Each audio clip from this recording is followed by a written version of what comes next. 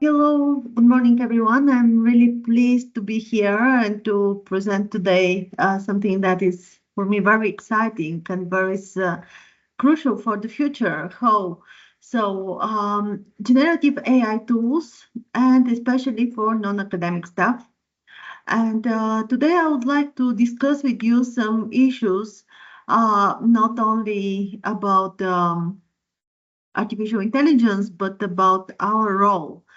And as I was already presented, my name is Albena Antonova. I'm Senior Assistant Professor from Faculty of Mathematics and Informatics of Sofia University.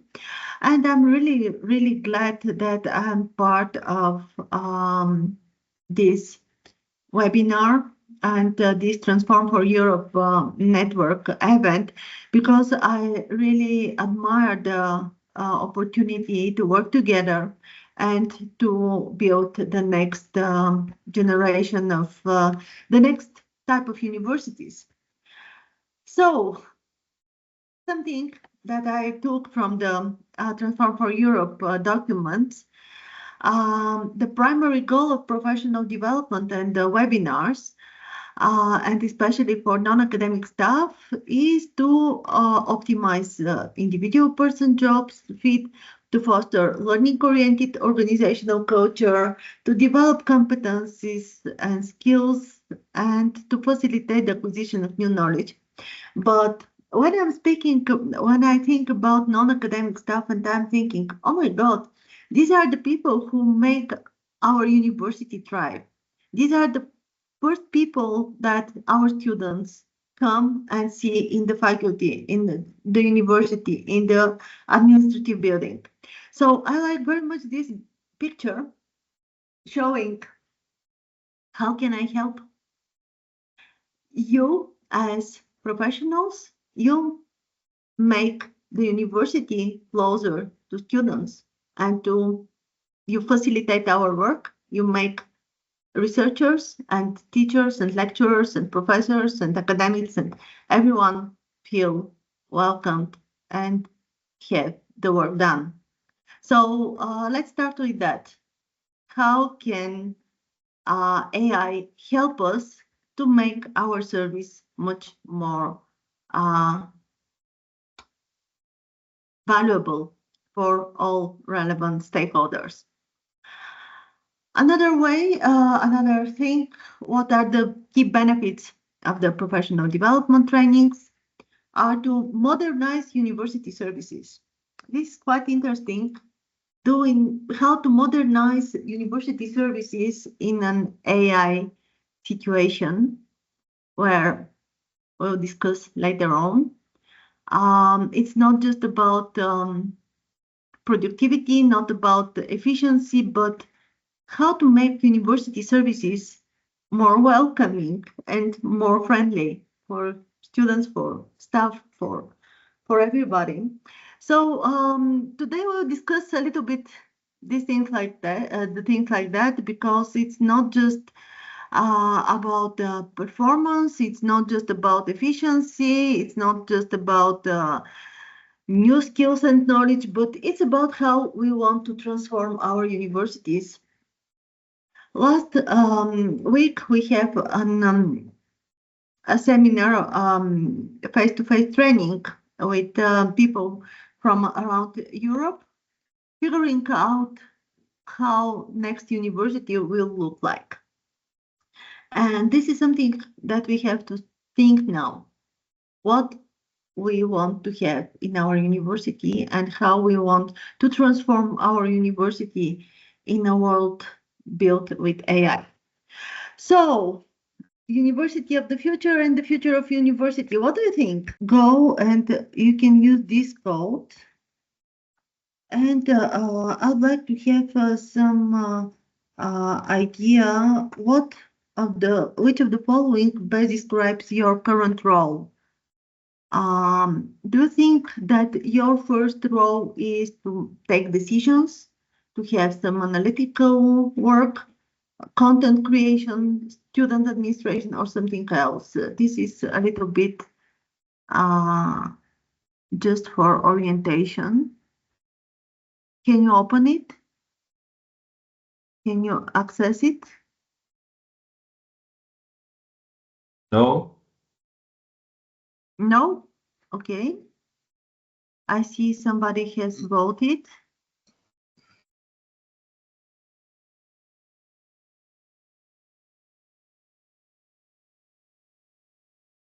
I'll try to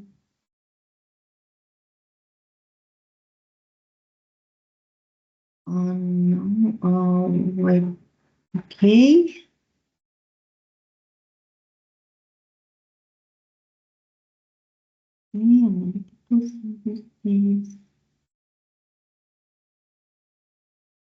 Okay.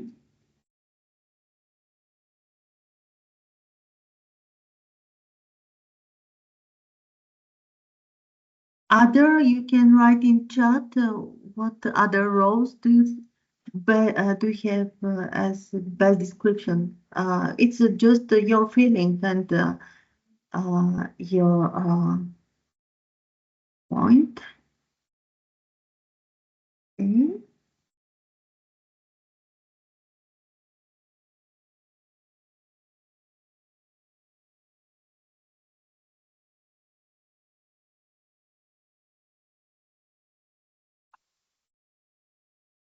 We'll wait a little bit more.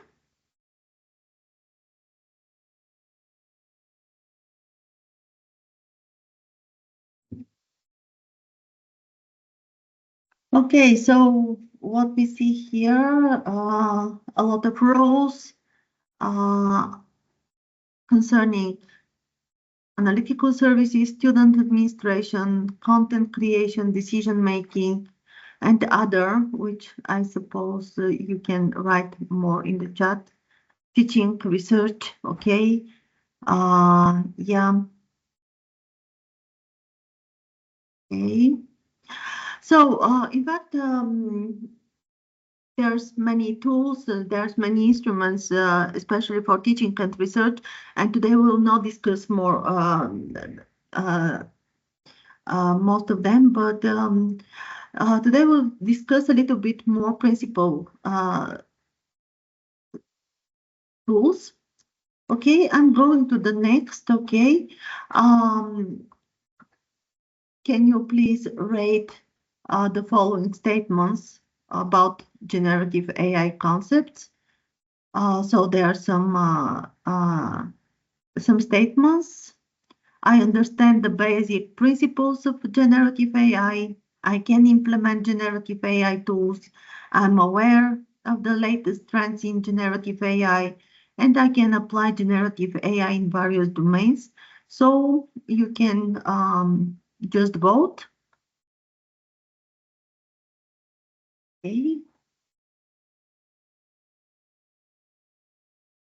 Okay, so what challenges have you faced while working with generative AI? Transparency, absolutely, this is one of the key problems. And it is really based because it's trained on Western sources. And moreover, something very important is that most of the answers are translated. So actually, it thinks on English. Never worked with. Great. You're on the right place. I hope that you will try it at least basic. So data security and privacy, absolutely, this is among the main challenges for AI. Authorship issues, biggest challenge in education, transparency, which platform to choose? This is very difficult question, and for me as well. It hallucinates, absolutely. It gives you false information. It is biased. It doesn't provide a truthful overview. So we have to be very, very careful with that. Okay. Okay. So thank you so much. So how do you see the future of generative AI? How do you think that it will evolve? Unpredictable. Um, to change your job. No, I'd like to just to remember at the end of this webinar that your job is so important and it cannot be changed. You have the very specific position. You're the one who makes the university different. So don't change your job. Okay, generative AI will continue to enhance document management. Yeah, it will help us. And publishing, automating content creation, editing, and optimization. Okay, interesting. Yes, to be more regulated. Yes, it is a money-making machine a little bit more. We'll discuss. Yeah, and definitely it is something that is very fast changing. So, what additional skills or knowledge would you like to have? To write the conclusions of a meeting, okay. Translation, okay. Composition and grammar. Programming skills. Protected authorship and student learning integrity. So today we'll not discuss about teaching and researching and learning with AI, but we'll discuss a little bit more administrative issues. Better organize the vast volume of information. Basic Python programs. Yes, it can help you to write basic Python programs. It can help you a lot with different activities. But yes, interacting with AI chatbots. Okay, thank you so much for voting and for writing your comments and for reflecting on that. And I hope that at the end of the seminar, of our webinar, you will have much more clear understanding of the basic principle of generative AI. What is that? How it works and how you can use it. And something important. Yeah. Okay. So thank you so much for taking part in this survey. Our job is a little bit different from all the other jobs just now. Is that universities are preparing the new jobs for the new economy. So this is us who will implement these new tools, who have to critically analyze them, who have to critically assess their potential, and who will train the new generation of teachers and learners. There are some projections that just in few years, the top 10 skills on the rise will be creative thinking, analytical thinking, critical thinking, I would say. And on the 7th place, you see AI and big data. So actually, AI is here to stay. It's not something that we can expect will disappear. And definitely, it is something that needs our attention. It is expected that about 44% of workers' core skills will change in the next 5 years. So we need to reskill. We need to understand what is AI and how it works. And we need to understand how we can transform our professions in order to make a difference. Because it's very different if it is AI and if it is a person. And this is what is our role, to consider our personal strengths and our value creation. So these are a few examples about how generative AI can change work. This is a very interesting paper. I took this scheme from. There is a link in the here, and there's definitely quite interesting examples and research what will be the impact of generative AI on the working schedule. Actually, I can say that there is no clear statistics for today. On one hand, nobody make prediction, or at least more strict predictions. On the other way, we see that the landscape of jobs is really changing very, very fast. First of all, we see that there's plenty of freelancing jobs that disappear or that decline very sharply. We see that the job patterns change very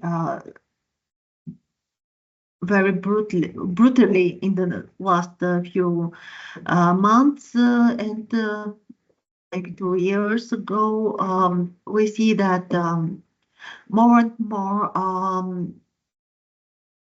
preferences of the students change. So definitely there's a lot of things that will change in the next years to come. But in fact, let's say AI is not something that is built on stone. It is something that is evolving all the time, and maybe many people are discussing AI as a boom, as a hype. But we'll see. Is it a hype, or what part of it is a hype, and what part of it will be useful? So this is my role today, to discuss what we can do with AI now, how we can use it, and of course, how we can make our job better, more human-oriented, more personal, and more enriching. So, the generative AI tools in practice for non-academic staff. Our objective today, to provide non-academic staff with hands-on understanding of generative AI tools, focusing on how this can improve administrative efficiency, communication, and data analysis. So this is the short schedule. First, we'll discuss a little bit theory.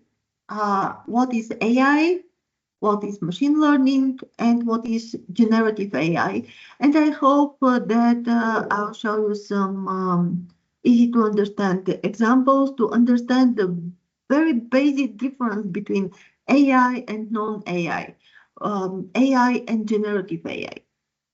Then we'll discuss a little bit more some case use cases for generative AI for non-academic staff. And then we'll have a little break and we'll have some hands-on experiences, and I'll ask you to try some tools for your convenience and to see how it works. I have a question. The last few pictures were real pictures I took from internet, but this one is generated by AI. Actually, I have a very big problem with generating picture with AI.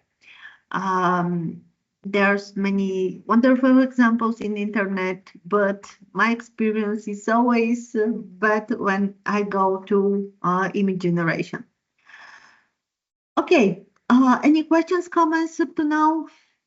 So we'll have a break at 10 o'clock set or 11 Bulgarian time for 15 minutes just to prepare for the hands-on experience.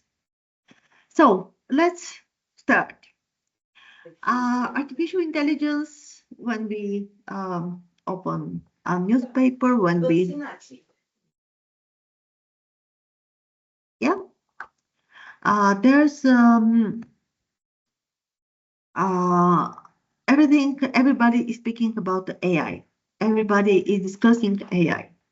So let's speak a little bit more about definitions. What is artificial intelligence? What is generative artificial intelligence? What are examples, and what are difference between traditional and generative artificial intelligence? So to start,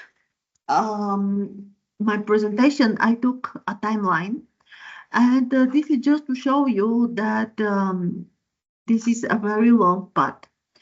Actually, the beginning of artificial intelligence is considered 1950, and the Turing test, or this is one very interesting paper published by Alan Turing. And he discussed the big question, can the computer think? And then there is a seminar, the Dortmund seminar in 1955, when is defined the term artificial intelligence. Actually, what I want to say with that is that this is a scientific discipline with a very long history behind. It is interesting to mention that we have something like AI winter, and there's many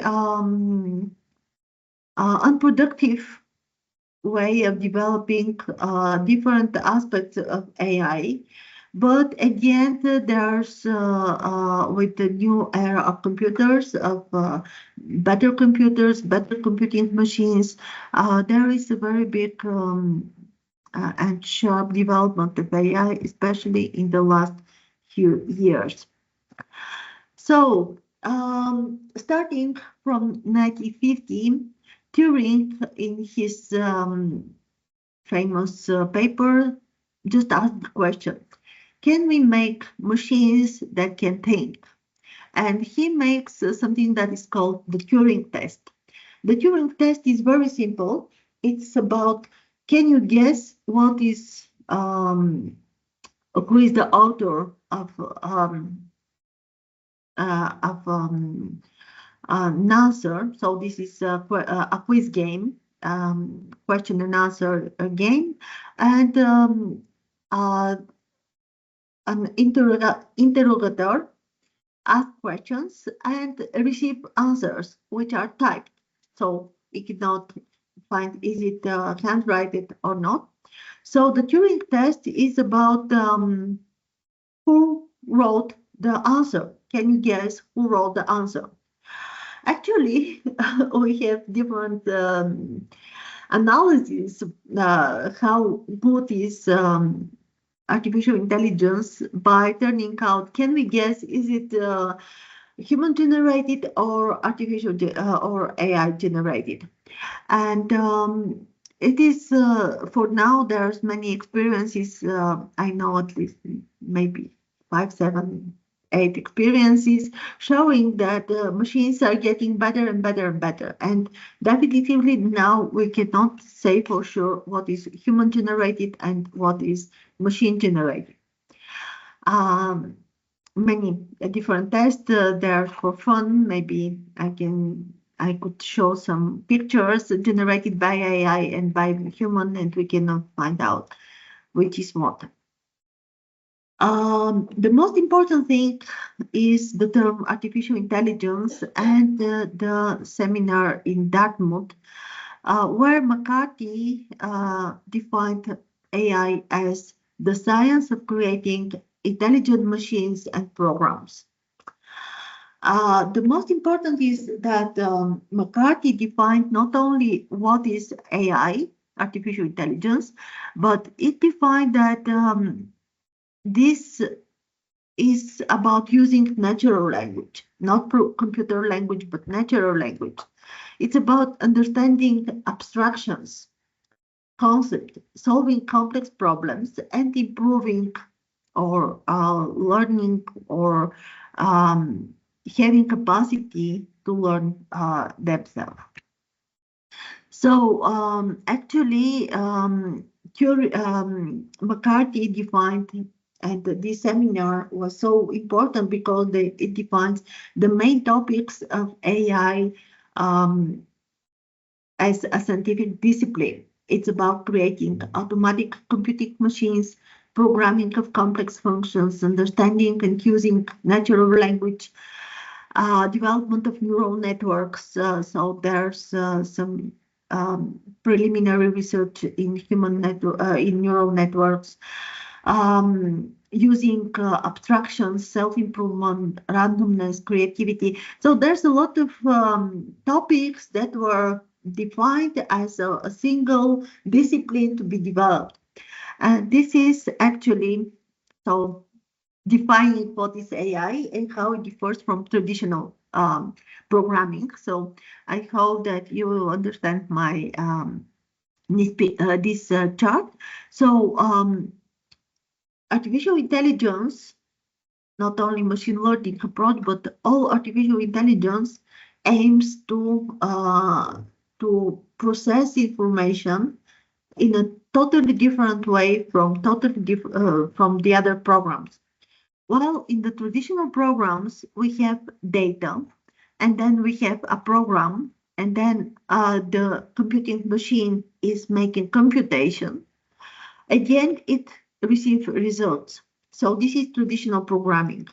You provide data or input to the system make computation, make change on this data, and provides a result.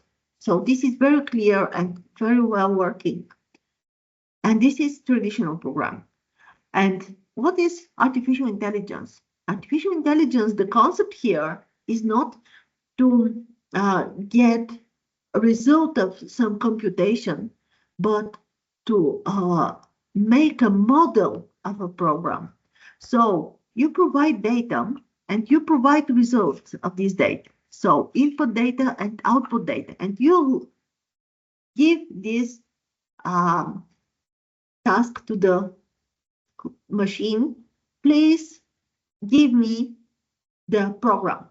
Please give me the model, how I can start from this data and I can get this result. So this is the main concept and the main difference. The machine learning, the artificial intelligence, it's not about solving one problem from this data to get this result. The artificial intelligence is about having models which can help us have this approximation from this to receive this and to have this program model. And here on this chart, what we have training data. So this is data and results. We have a model which is built in machine learning, and then when we use this model on new data, it tries to provide us with predictions, with approximations, with models, and this is not strict. It means that on the same question, you can receive different answers. In traditional programming, on one problem, on one data, you get only one answer. In machine learning and in artificial intelligence, on one problem, you can get different and various answers. So, what is AI? There are a few definitions. It's about thinking humanly, or how to make computer thinks. It's about thinking rationally, using computational models, study computation that makes it possible to reason, act, perceive information. And then we have something different. It's acting humanly, acting rationally. So these are some definitions that are provided. You see the years when the beginning of artificial intelligence started. What are the main characteristics of AI? As I showed you in the model, the main concept of the AI is to make computer find information that is not explicitly provided in it. reason, to have the capacity to build up new models, new dependency, new patterns in the information that exist. So there are two main characteristics. The first is about autonomy. So computer system to perform a task in a complex environment without guidance from a user. So to have the autonomy to answer you, to suggest, to give you ideas that is not explicitly existing somewhere, and adaptability, the ability to improve through self-learning, to accumulate observations, to make sense of the acquired experience, to adapt, to augment, to transform. So this is a very inherent part of AI. And this is important to understand because when we discuss about hallucinations, about the problems, about the bias, we need to understand that this is some of the main characteristics of AI. So in fact, we have some scholars address three types of artificial intelligence.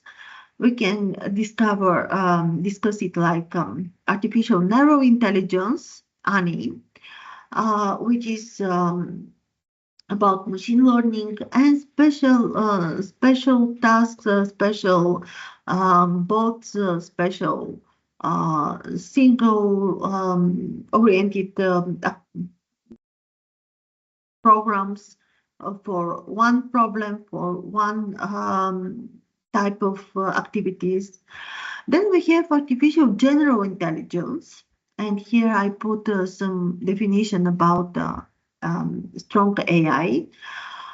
This is about computer that is smart as a human. This is artificial general intelligence possess a level of generalized intelligence comparable to the human mind, with the ability to adaptively solve a wide range of problems. Actually, people discuss that we'll have maybe in the next 5 years or maybe in the next 10 years, artificial general intelligence or computer systems that are outsmarting people. And then we have artificial superintelligence, where we can have an intellect that is much smarter than the best human brains in practically every field. Actually, there's a lot of speculations about that. What is possible? What is science fiction? What is feasible? There's a lot of discussions even now with the strawberry model of OpenAI, which is expected this autumn. But let's say that it's not for sure, and it's all about experiments. There's a lot of experiments nowadays. There's a lot of company interest, so we'll see what will happen. But these are the main concepts. You have artificial narrow intelligence that we have now, some tools and techniques to use. Then we have more general purpose technology, and maybe someday we'll have artificial superintelligence. So when we discuss about generative AI, I want to tell you that we have a lot of subfields in artificial intelligence, and they are very important. And this is very important because they work in a different way. Generative AI, which is part of our main topic, is about natural language processing. This is called large language models. So they work, I'll show you after a while, they work with language. This is very different from, for example, computer vision, from robotics, for computer graphics, human-computer interaction, visualization, knowledge engineering, data mining. So there's a lot of subfields of artificial intelligence, and there's differences, and that's why it's we can have a language model that hallucinates, but at the end, but on the other hand, we have self-driving car, which is safe enough to be on the road. So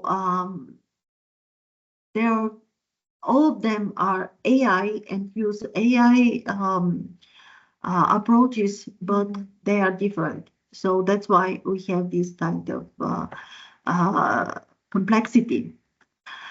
So here I put just a few images to show you that we have a lot of research and applications and opportunities, and definitely from my perspective, AI will change a lot of things and will be omnipresent.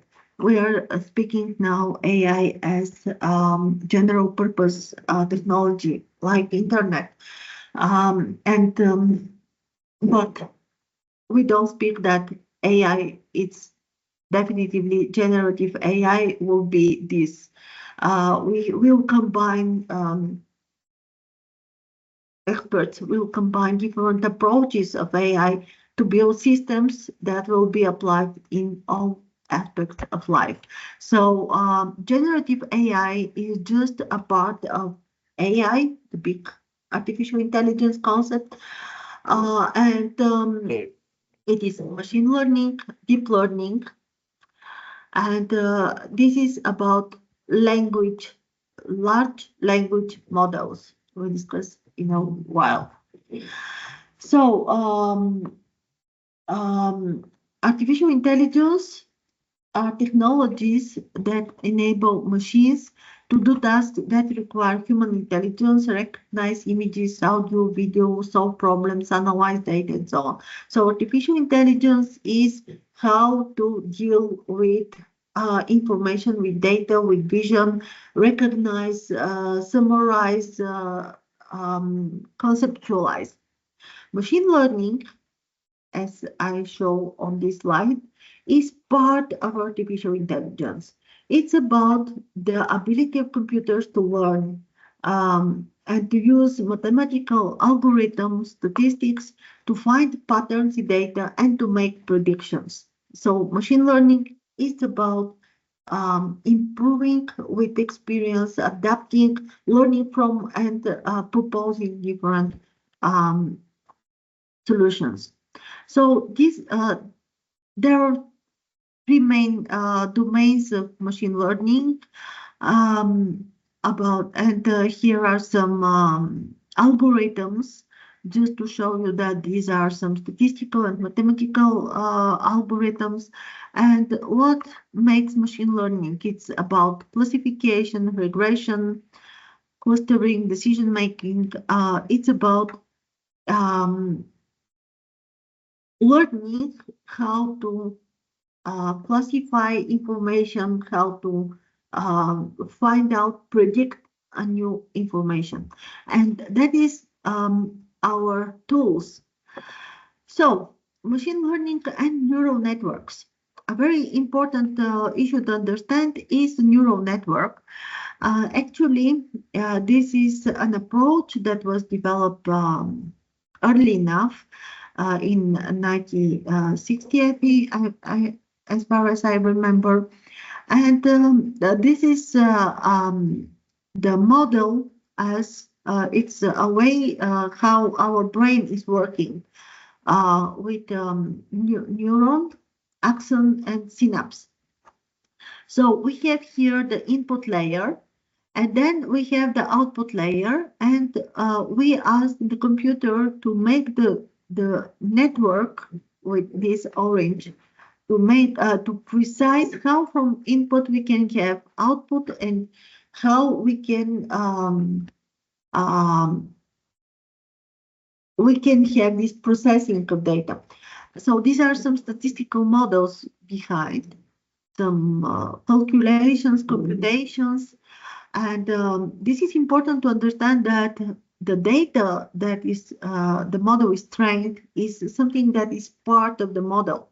If we don't have data, we have just a hypothesis of the model. The model is the data become part of the model. So this is some important. So how it works? So if we have a simple, here is a very simple basic neural network with just 3 layers. When it comes to deep learning, we have a lot of layers, hidden layers here. And these layers, there are some algorithms that help the layers to self-improve and to fix the errors and to get more and more information.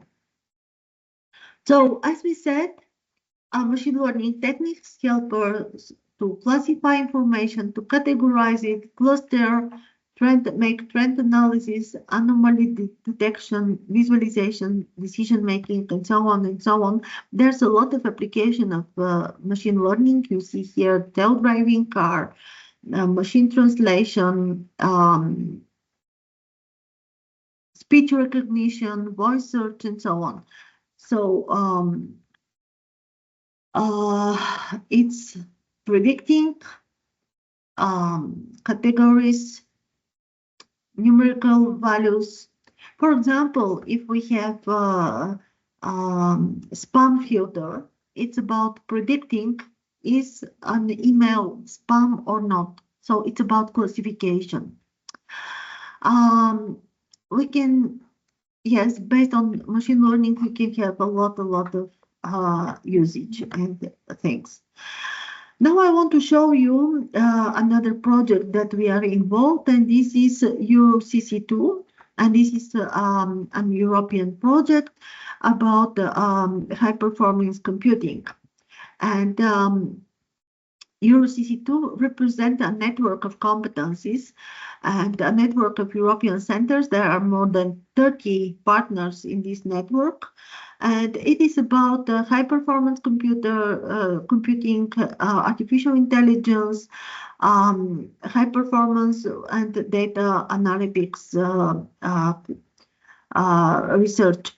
And this is really important because innovative artificial intelligence applications can power transformational solutions for big data challenges in this industry and technology in many domains, and make a very important breakthroughs.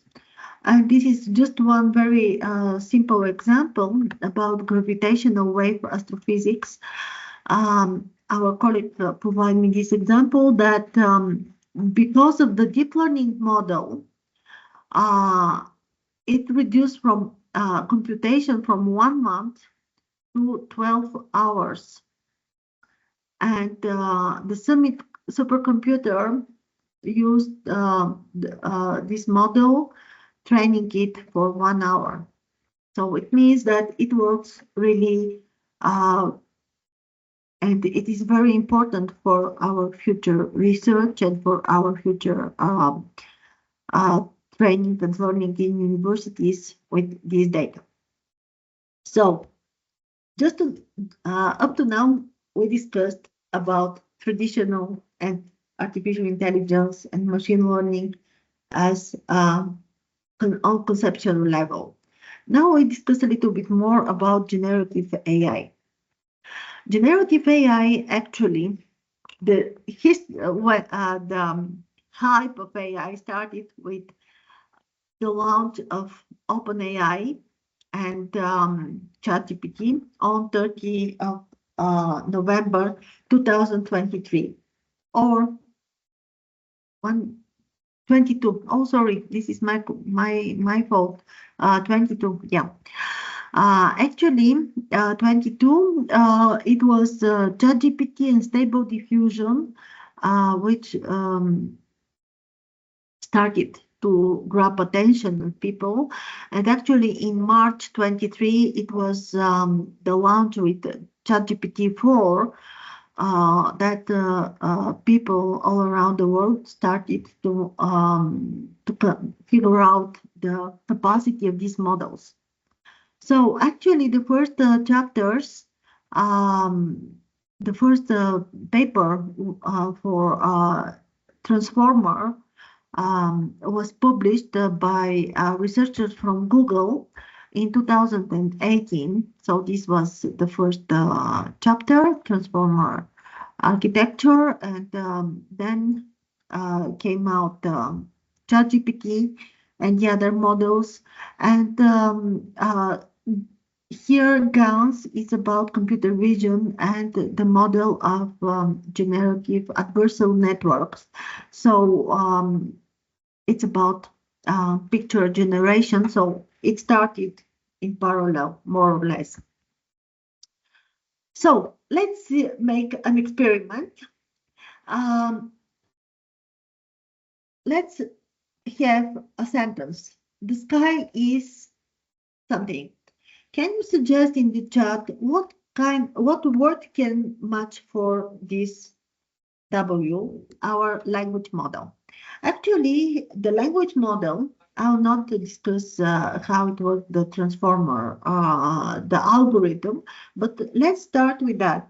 The language model figure out the human language as a vector, and it tries to figure out how the words are matching with each other.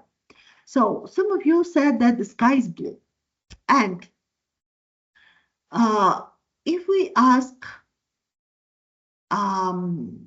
if we make an approximation, we can see that the probability the sky is blue is much with so what is the probability here for W to be blue?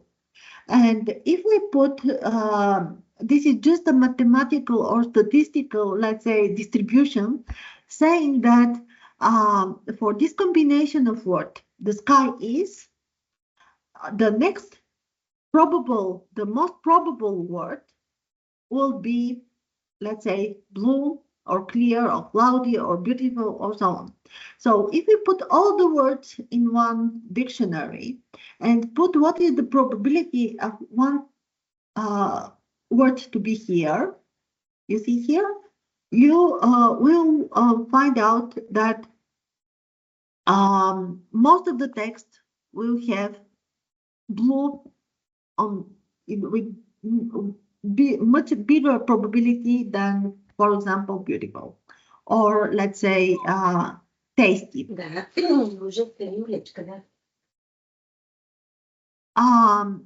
So these probabilities, as far as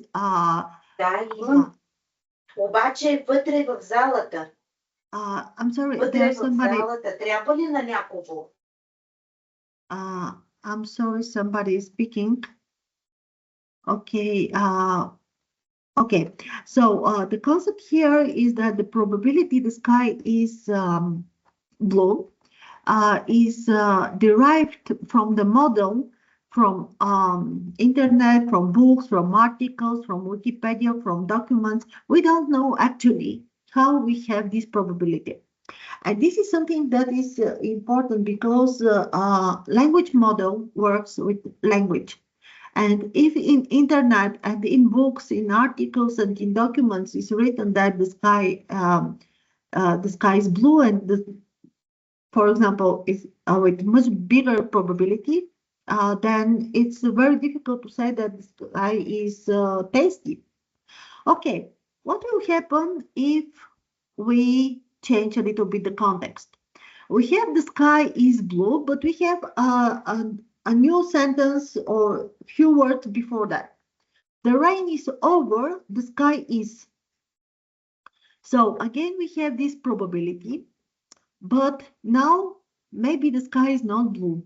Maybe the sky is cloudy or clear or beautiful, but blue become with a less probability to start. So this is another function which is called self-attention mechanism. So this is just to come to say that when we put more context, the model is reflecting the probabilities.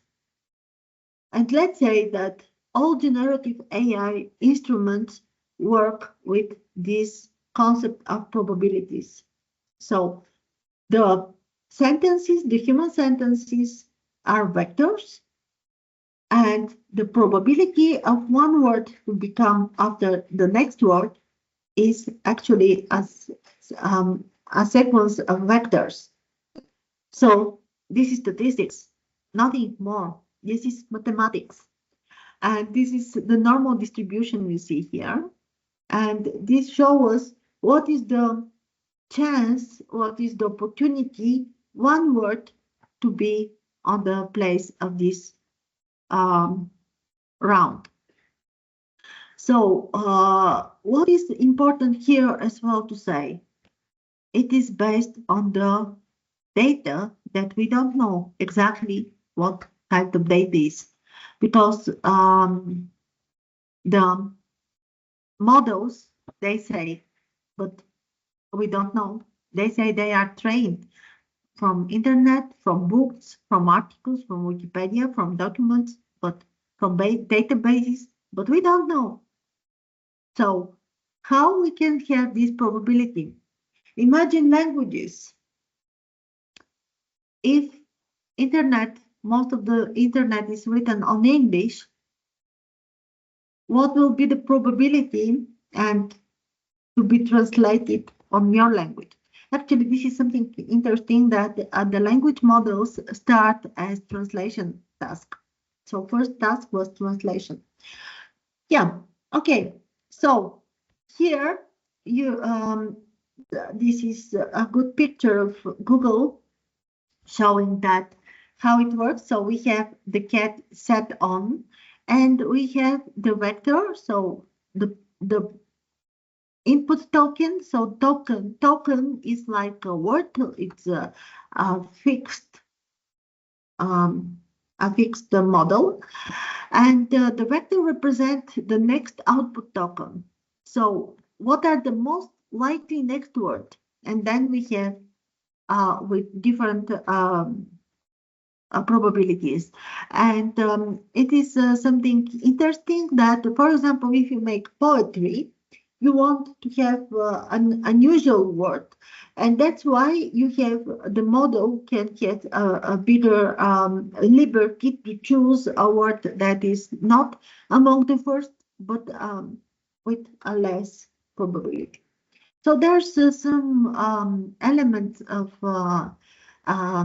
creativity and of use, but definitely this is something interesting. So what is generative AI? Well, this is a large language model.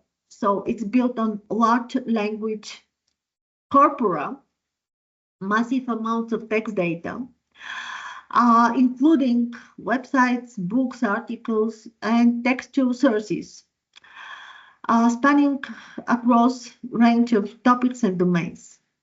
It is typically built using a type of neural network, so it's based on neural network architecture, and it has these specific transformer algorithms and self-attention mechanisms that help to reconfigure the context and provide much better approximation of your text output.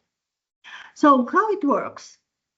We have the model that we use is, they call this pre-trained. So they train it with all the internet books, articles, and documents. And then we can have, when we have our own history of using these tools, and when companies have these tools, when they can fine-tune it. So we have a pre-trained model. This is with everything possible. And then we use this trained model and just put on some more context, some more ideas behind, and it is improving for our purposes. So, AI in the workplace. There was an interesting survey of Microsoft and LinkedIn in 2024 saying that AI is having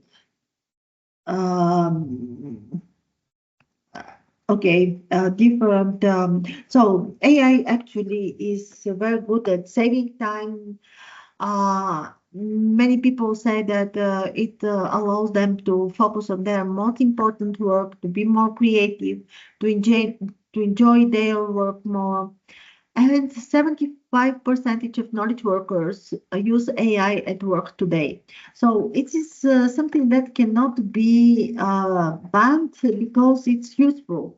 It's serves. And what I wanted to show here is that you see, administrative and support services are the main use case for AI use. The use cases that we can use in our administrative work, and actually how to use generative AI. Just to recap, up to now we discussed what is AI and what is generative AI, and how adding more context to generative AI make it more useful. So how it works? So we have a prompt or our instruction, and then generative AI can make different kinds of tasks. One of the tasks is document summary.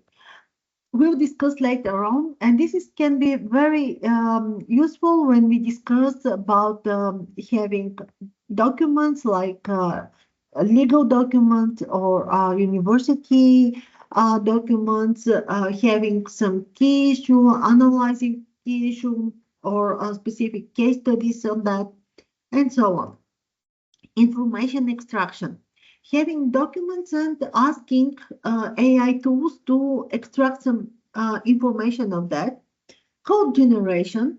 Up to now, we will not discuss about code, but you can have a lot of applications and you can ask AI tools to help you to generate code, to make websites, to make some different activities.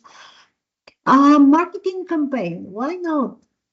We can make a lot of efforts to put our university more visible all around.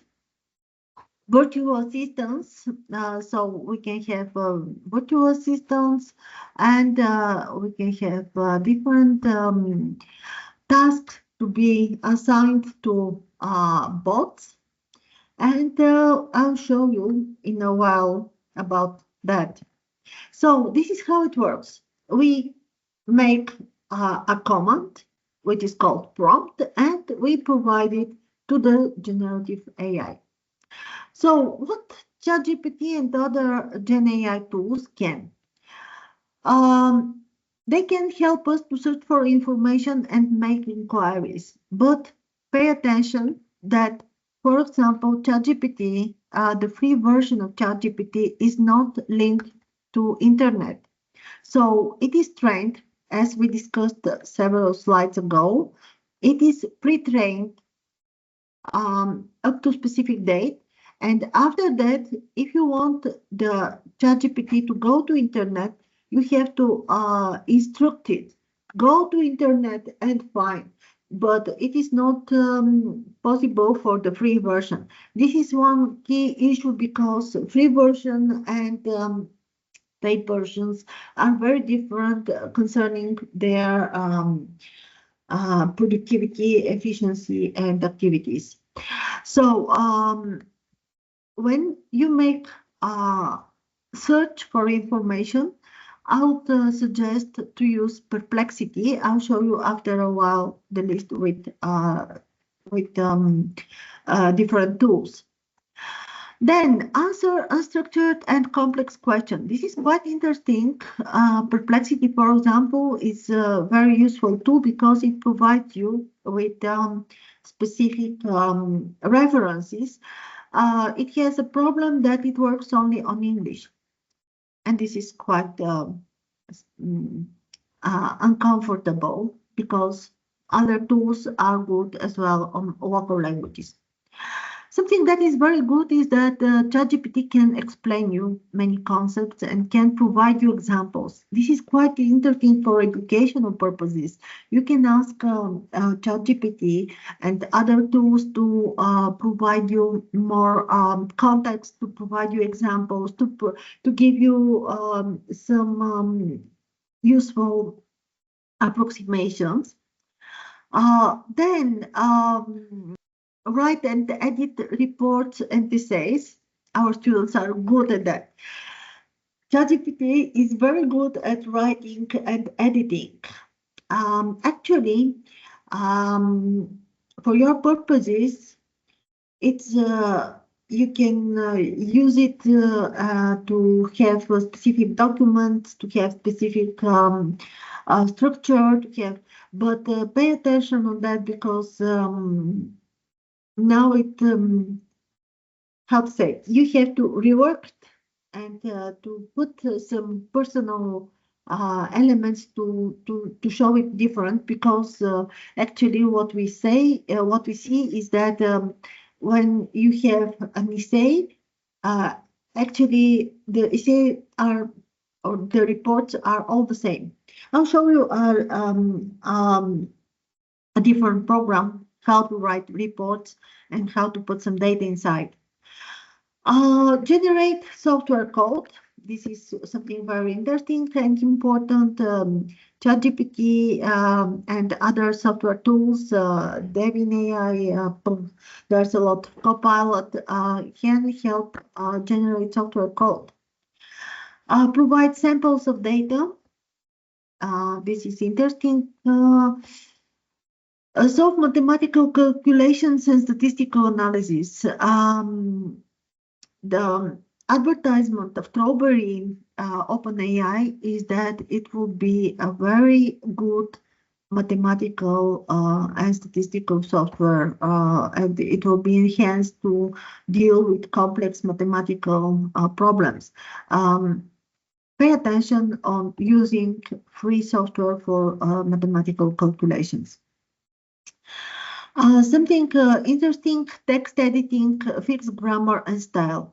So Grammarly, I would recommend you Grammarly, and actually many tools nowadays have AI inside, even if they don't show it directly, but you can, because this is a language model, they are very good at languages.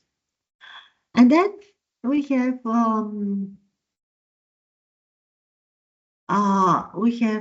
this excellent translation and responses on different languages. So this is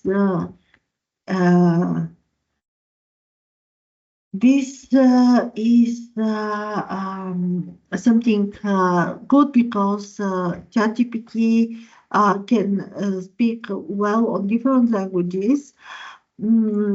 However, I have some problems with translation, and I prefer to use some other tools for translation, like DeepL and Google Translate. For me, it's a better option. I don't. So this is different on different languages. So don't take it as one solution for everything. The most important thing is that I do not want to recommend you something and say use only that, because there's plenty of solutions, but just to show you and to feel a little bit more let's say relaxed to try something. So prompt engineering, what is that? After training the models, people understood that if we provide a good prompt, the model can give a good feedback. So the prompt, this is something like a short version how you can build a prompt. The first thing is to ask ChatGPT or the model to act in a role. For example, act as a journalist or act as financial analyst or act as English language translator or act as expert lawyer. I don't know how we can trust on that, but you can start with that. Act as specific role, act as experienced educator or experienced administrator. Perform, and here you have to describe very detailedly the task. And then you have system level boundary setting. So you can say what to do and what not to do. For example, when we discussed about generating text, you can say generate a report, but avoid this and these words, or use only words that are use only professional and words as experienced administrator, or set specific boundaries. And then you can make recursion. What does it mean, recursion? Ask them to explain step by step. If the model explains step by step, it becomes better to understand why he suggests something or why he explains something. And you can say specific requirements and provide more context. So it will be few short prompts, and I can provide examples. I can give an author letter and say, please make the same, but changing that and that and that.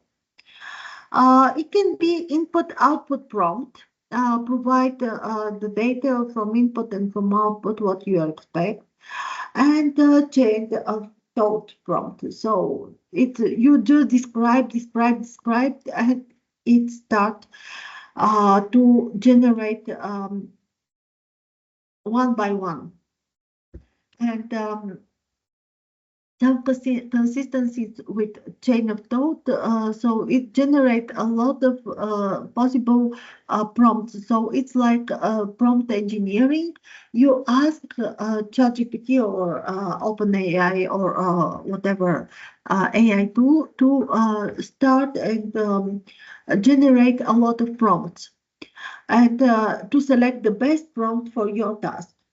And tree of thought, you can just conceptualize all the possibility of this prompt. So there are some examples of AI prompts for administrative services that I found.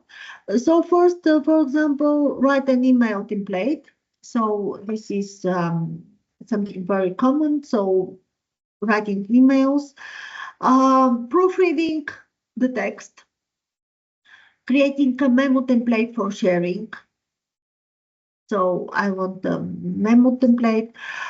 Create a system for organizing and categorizing documents. Create a schedule template. So something important is that you can ask the output. So for example, I'll start a new chat and I'll ask, please generate, okay, please act as experienced administrator and generate a table, a template for memo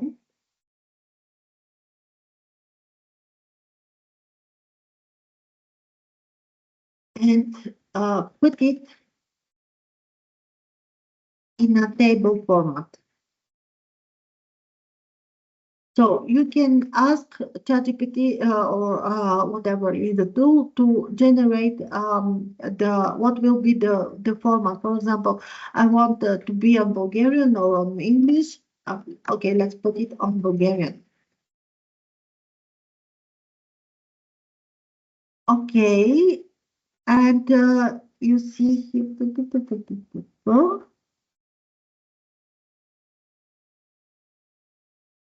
It is it.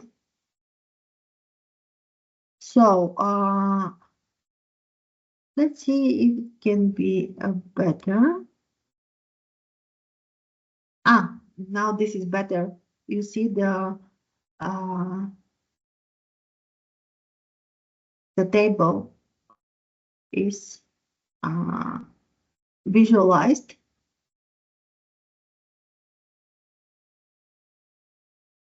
And you can even export it to sheet, so you can export to Google Docs. Okay, I'll not lose more time on that because I see that the time is pressing. I want to show you Claude. Claude is really good for text writing, and this is accessible since this summer, this spring from Europe. This is unfortunately it works mainly on Bulgarian, yeah, on English. I'm sorry. So, for example, you can have comprehensive memos. Here, I started with memo. So you can add content. So this is something that you can add your own content to the models, and you can ask ChatGPT or the tools to reflect on the content that you provided. Unfortunately, from my perspective, it was not working so well as I would like to. But you can try and see how it can help. So I'll copy this prompt and I'll give it to chat, so we can use it and see what will happen.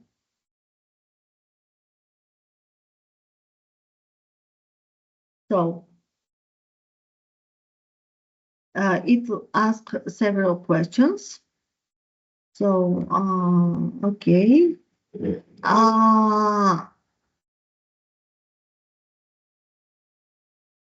Who is intended for the manual? What are the specific formatting requirements?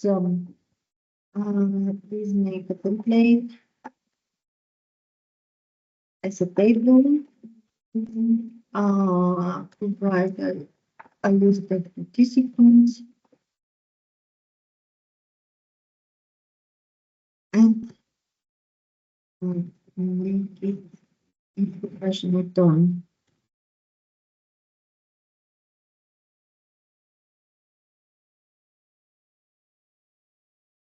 So it provides a template. Here you see.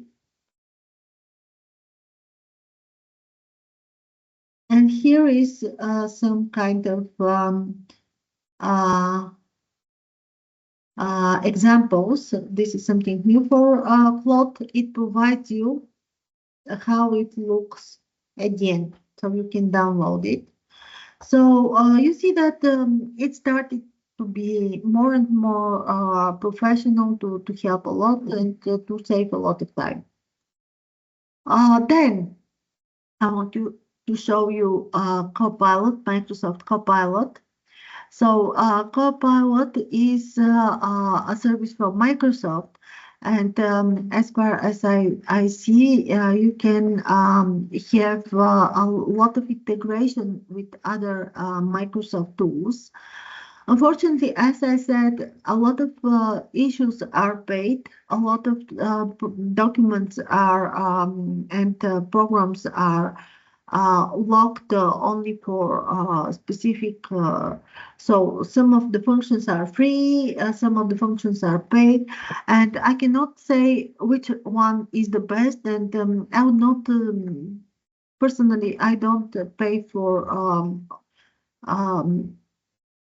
generative AI tools because I think that it's a very fast evolving and it's a very big competition game.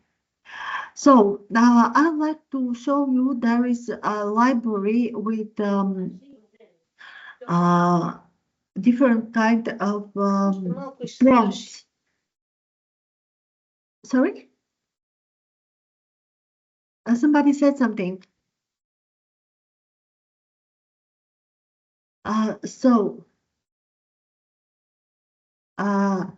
This is a library with prompts. So you can take a look on this. They are for education. And here I found a good prompt about emails. So I'll have this prompt and I'll try to example prompt. You're an expert education and yeah. So for example, I'd like to go to perplexity, but let's say float. So I open new chat in order that it start from the beginning and not from the. So here it's the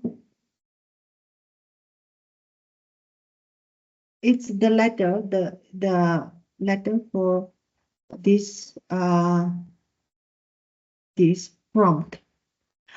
Okay, something that we didn't discuss yet is about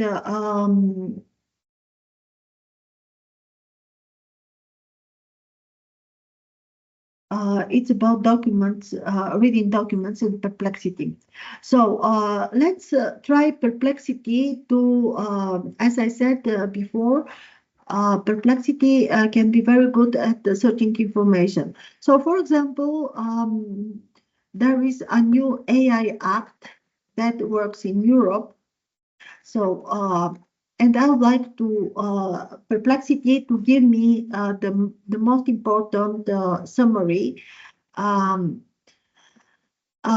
AI Act. Please provide.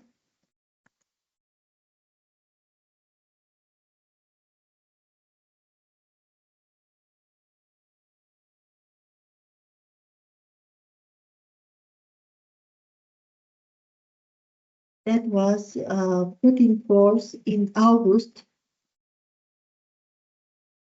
That was approved. And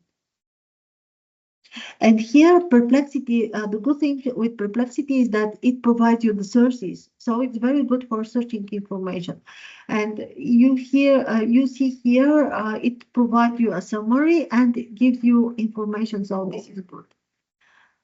This is very useful when you have to work with legislation and things like that. And this is connected with internet. For example, if we ask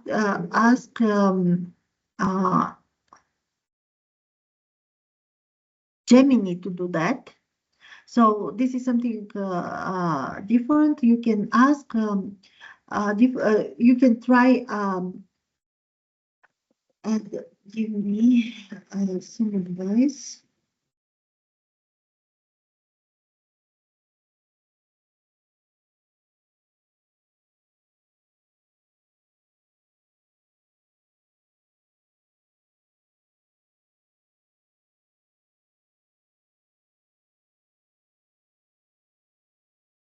So here, it allows you, it give you as well some elements and some advices. So this is interesting. Transparency, data privacy, bias mitigation, human oversight, ethical issues, and so on and so on. So this is quite interesting. Here again, you have some drafts that we'll think about. And here you can ask, can you give me good references and links to go deeper with AI Act for universities. Oh, okay. Official source. Okay, is it working? Let's see.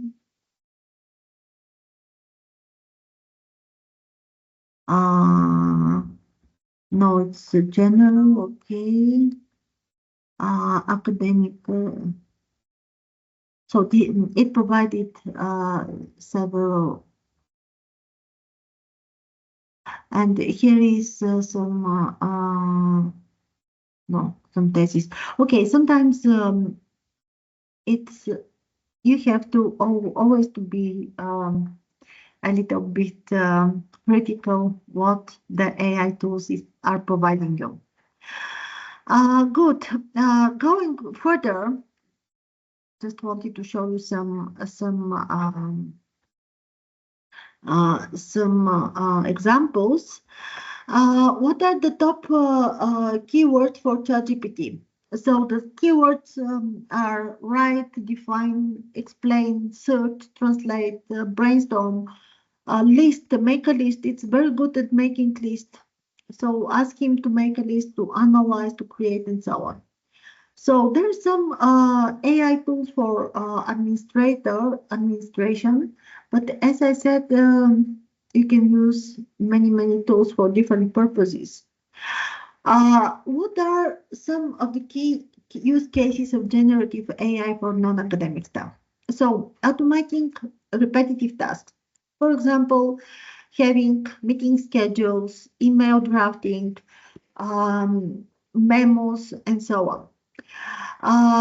Document generation, making summaries, templates, making reports, using AI for report generation and data visualization. Unfortunately, I cannot recommend any tool that is good for data analysis. There are some tools, but when they start to become good, they are professional AI tools and they are not free. And that's why it's important to know how to use Excel. And I'm pretty sure that very soon all Microsoft tools will be integrated more or less with AI capabilities and will help more and more. So don't worry. And yesterday I tried several how to write, how to make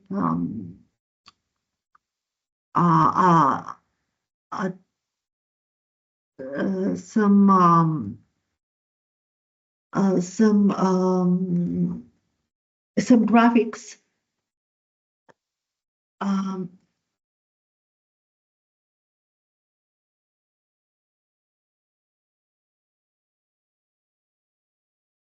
Please help me.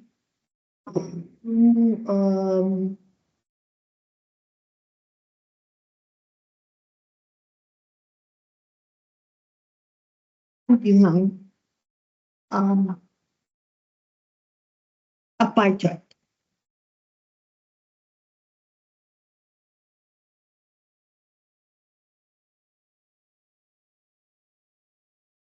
And it asks to submit. So what data do you want? Feel free to ask if you need further experience and so on. So I found something interesting yesterday. This is Vengage, and it allows you, so you can use forms, reports, and use AI to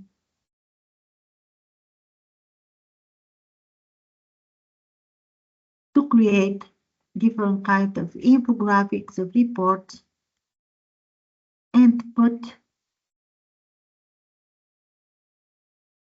good shapes and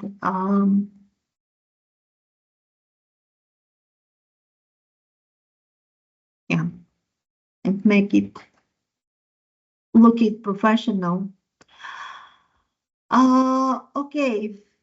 Then Canva. Canva is a very useful software. It has as well AI.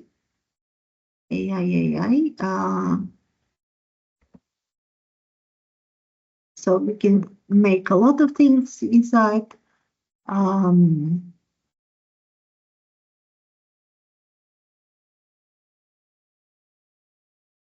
and use AI to improve documents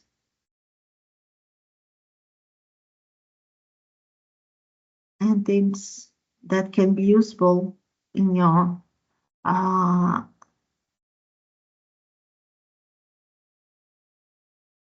magic media. So here, inspire me, videos, photos, and things like that. So Canva, I'm showing here.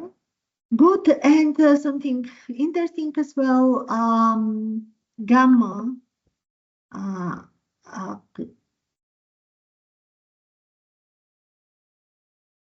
Gamma app allows you to make a presentation in a while.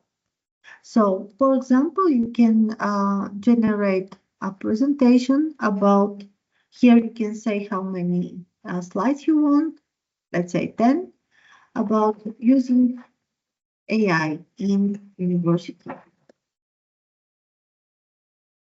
And with a few clicks, you have here the outline.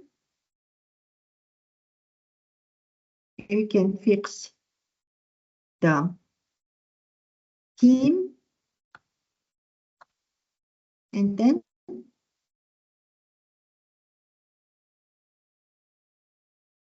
you can generate it.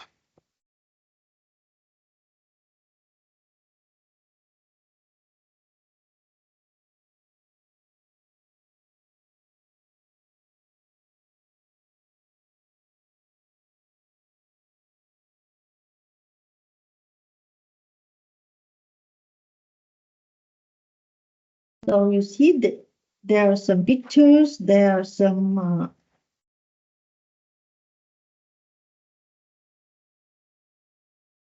graphics, there are some elements, and of course you can adapt it to your own scenario. Okay, and yeah, something Slides Go as well offers opportunity to make some presentations and some documents. And here you have AI news or presentation maker, exit generator, and so on. So I'm showing you White Go. This is a chatbot that can be used for university. For example, as a call center to give some feature about how to enroll for the university, how to present programs, how to provide deadlines, and so on. Actually, this is a good feature, but it cannot be installed like that. So this should be a university policy. So really, it is a good time to set up something like an AI center or something like that. That all university administrative services can receive help and can receive some assistance, and can build some appropriate tools for university purposes. And this can be very useful for the students. And let's say something important. We have a lot of tools, but this is not the key. The key is that when a student is coming to you, it's because this student has a problem. When a colleague, a professor, or a lecturer comes to you, it's because it has a problem. And it's not the system that will make the solution looking visible. It's a personal touch, let's say, it's emotional support that sometimes you need when you have a problem. And this is something that cannot be automatized. So people come and ask for, please help me, please provide some information, please, I have a problem, can you figure out something for me? So that's something that cannot be exported to chatbot, that cannot be depersonalized. And I really would like to say that with all these tools, we have more time to be human. and to have a human communication and to have a good human touch in our universities. So I put different elements here, and as our time is approaching to end, I have 1 minute just to say some very, very important issue. Evaluate everything that comes out from AI, verify everything, don't trust nothing, and revise and take the responsibility, because you have a very important role, and don't over trust AI. AI is a language model. It's not about searching the best question and the best answer. So when AI don't have the answer, it figure out the answer. So be very careful and use it to save you to save time, to be more creative, but don't rely on that. And take into account that you should not provide any kind of personal data inside AI. Consider GDPR, consider all kind of sensitive data that can be used somehow in the model in another context. So only public data, and be careful about discrimination. And this is my last slide to you. So these are my details. And thank you for your attention.